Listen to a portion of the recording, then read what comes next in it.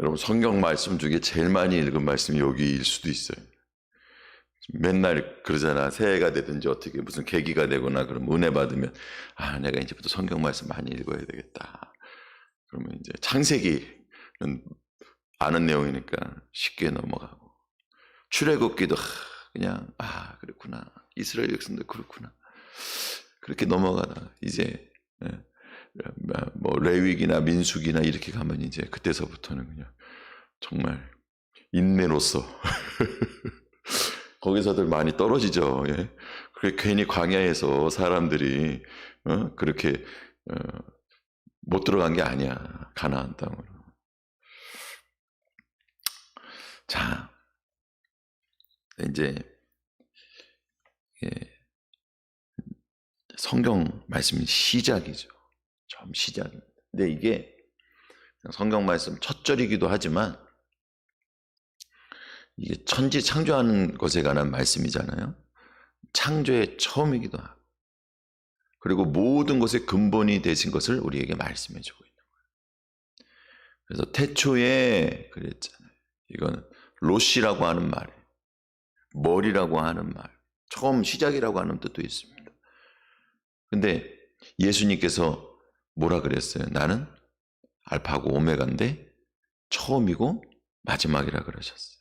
처음이 로시, 이게 처음이라고 하는 게 처음 시작할 때 그 처음서부터 계셨다라고 하는 의미도 되지만 머리라고 하는 얘기예요. 내가 머리다.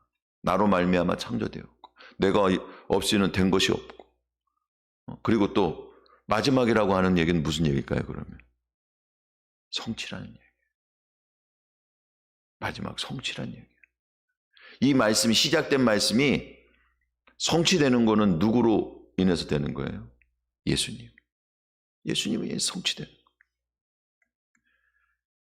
그러니까 이 태초라고 하는, 우리는 그 처음 말씀이, 하나님의 말씀이 이 땅에 처음 떨어지던 그때에 그 말씀이시고 또 말씀이 육신이 되시고 말씀을 성취하시는 예수 그리스도를 통해서 하나님께서 우리에게 말씀을 내려주시고, 예수님은 그것을 성취하시고 성령님은 그 성취하는 것을 위해 운행하시면서 역사하시는 이 정말 삼위일체 하나님께서 전체를 창조하시면서 우리를 향한 한없는 사랑을 부어주시는 장면을 우리가 보는 거예요. 이 감격스러운 장면.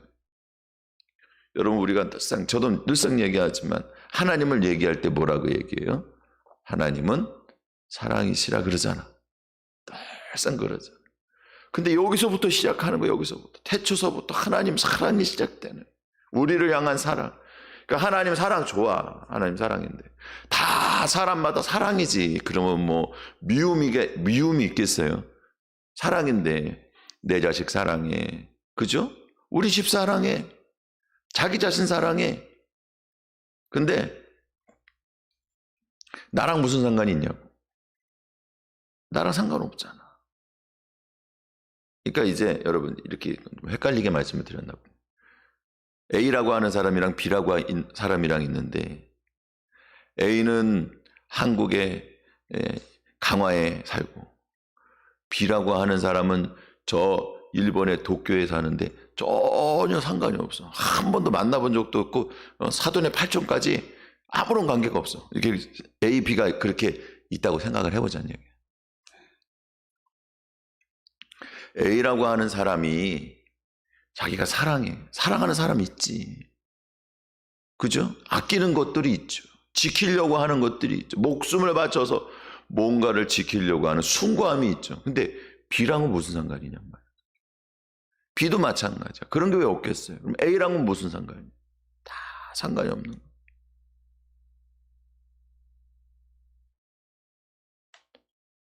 여러분, 그러나 하나님은 처음 창조서부터 모든 것들에 대해서 하나님이 사랑으로 창조하셨기 때문에 우리는 하나님 사랑이시라고 얘기할 때 그것이 관계가 있는 거예요.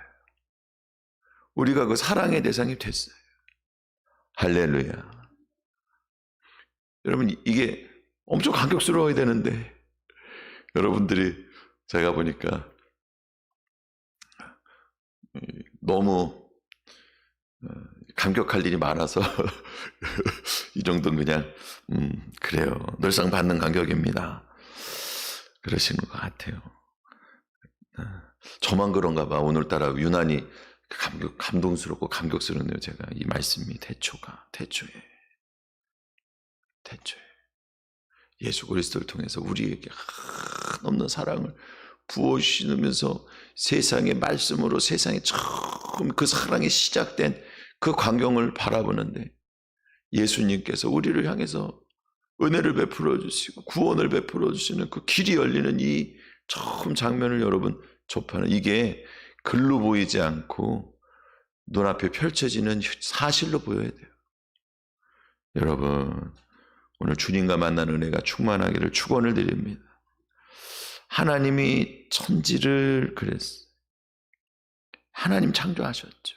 모든 걸 다 주관하고 역사하시고 계획하시고 모든 것을 선포하시고 또한 그것을 운영하시는 분은 하나님이세요. 하나님이 천지라 그랬잖아요. 이게 우리는 한 단어지만 하늘과 땅을 이렇게 돼 있는 거예요. 원문에. 이게 하늘이라고 하는 것은 이건 두 하늘이란 뜻이에요. 쌍수거든요. 그래서 궁창 위와 궁창 아래의 물로 나누었다 그랬잖아요. 그죠? 어쨌든 두 하늘이야. 처음부터 하나님의 천지를 창조하실 때부터 하늘을 둘로 나눠서 창조하셨어요. 그러면 아래 하늘은 어디까지냐? 우리가 세상을 이야기할 때 코스모스라 그러잖아요. 그걸 우주라는 말도 되거든요. 아니면 세상이라고 하는 얘기도 되고. 그게 왜 그러냐면 땅에 있는 사람들이 이 땅과 하늘에 있는 천체의 모든 거, 이 하늘에 있는 우주는 신들의 영역이야. 그러니까 그 사람들이 말이죠, 저 헬라인들이 신들의 영역까지 다 해가지고 그 안에 질서가 세워지고 어떤 그런 체계가 갖춰지고 그리고 세상에 돌아가면서 세상이 빠그러지지 않도록 이것들이 잘 운영되도록 하는 코스모스가 있다. 그게 세상이다 라고 해서 코스모스라고 이름을 지은 거예요. 그러니 이 땅에서부터 시작해갖고 사람들이 관측하거나 사람들이 상상하거나 사람들이 아니면 어떻게 있다라고 생각되는 그 사람의 영역까지가 이 아래의 하늘이에요. 첫 번째 하늘. 근데 진짜 하늘은 어디 있냐? 하나님에 계신 하늘이 계신 거예요. 거기가 천국이에요. 처음부터 그렇게 만드셨어요. 하나님께. 땅은 그러니까 엄밀히 얘기하면 두 하늘 사이에 헬라적인 입장에서 이야기를 하자면 이 진짜로 땅과 그리고 세상 거기까지가 땅이 되는 거고 그리고 하나님이 계신 하나님의 하늘은 천국이 되는 거고 이렇게 나눠지는 거예요.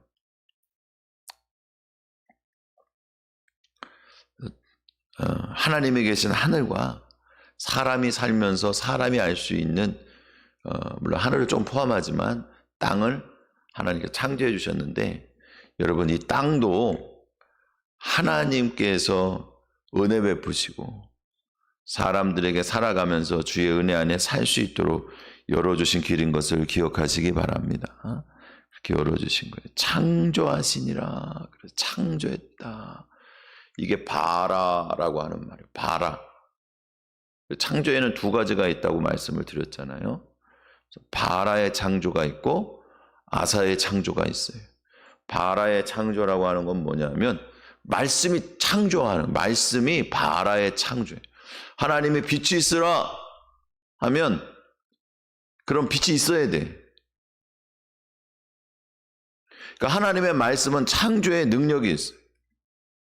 그래서 하나님께서 뭐라고 말씀하셨냐? 내 말은 하늘에서 내리는 비와 같아서 반드시 땅에 떨어져서 그것이 구비구비 흘러가서 내가 이루고자 하는 목적을 이루어 이 땅에 풀을 자라게 하고 그리고 또 열매가 맺혀서 곡식을 거두게 할 거다. 풍성한 복을 주겠다는. 그런데 하나님의 말씀은 그 자체가 이미 창조된 거예요. 땅에 비가 내리면 비 내린 다음에는 그냥 비 내린 거 끝이야. 우리는 그렇잖아요. 근데 여러분